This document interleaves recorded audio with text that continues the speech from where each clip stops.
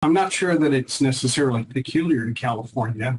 Pretty much coast to coast, you're going to find the same basic principle that the goal in a Chapter 11 is to reorganize so that the business can continue running. So the quotidian matters remain pretty much unchanged. However, if you want to do something that is outside the ordinary course of business, then you have to get the court's permission. And that's usually done by a motion, and it's served on everybody. So if anybody wants to, they can object. The kind of thing that might come up is you want to incur debt to finance what's going on. You want to make a large purchase. You want to change your relationship with some creditor or some supplier. But generally speaking, you just keep running the business as is.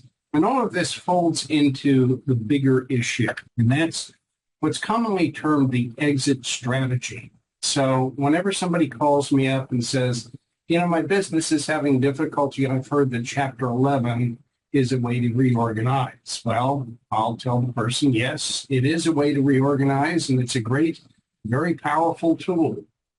But what we really need to have right from the start is an exit strategy. What do I mean by an exit strategy? In the Chapter 11, we will be propounding a plan. There are other things in standard Chapter 11. There's also something called the disclosure statement.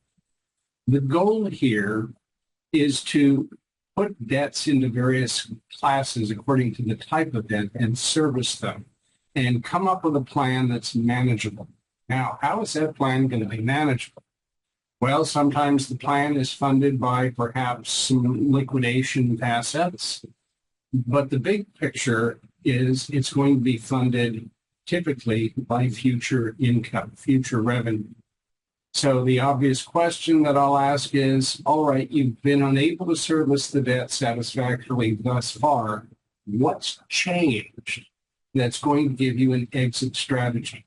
What has happened that's going to make it possible to service this debt in the future?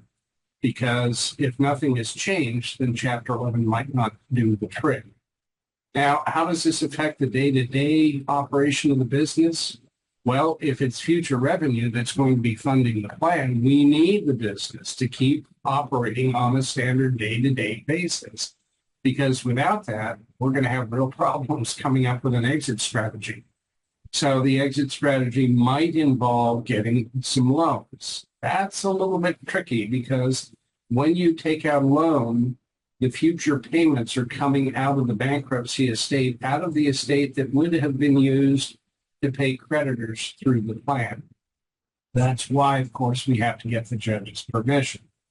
The long and short of it then is there really isn't a one-size-fits-all.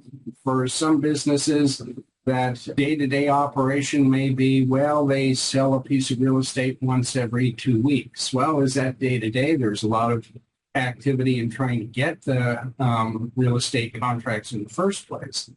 On the other hand, if it's a mom-and-pop store, that looks pretty much the same each day. They're taking in inventory. Customers are coming in and buying the merchandise. And so that continues as it has been in the past.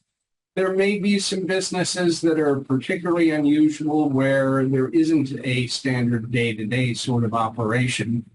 And in that situation, it's really on a case-by-case basis as to how this Chapter 11 filing affects what's going to be happening in the future.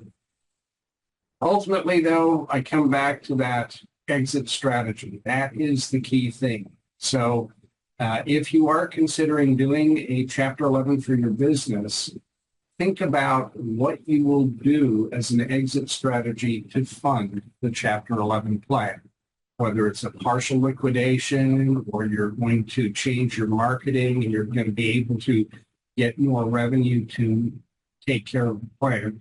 Those are at the heart and soul of the answer to the question.